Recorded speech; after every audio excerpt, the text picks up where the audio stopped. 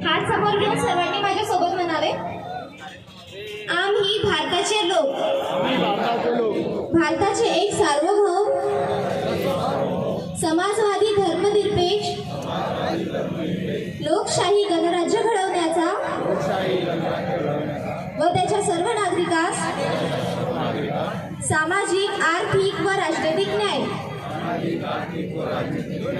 विचार, अभिव्यक्ती, विश्वास, श्रद्धा व उपासना यांचे स्वातंत्र्य, दर्जाची व संधीची समानता निश्चितपणे प्राप्त करून देण्याचा आणि त्या सर्वांमध्ये व्यक्तीची प्रतिष्ठा व राष्ट्राची एकता आणि एकात्मता यांचे आश्वासन देणारी बंधुता प्रवर्धित करण्याचा संकल्पपूर्वक निर्धार करून आमच्या संविधान सभेत आज दिनांक 26 नोव्हेंबर 1949 रोजी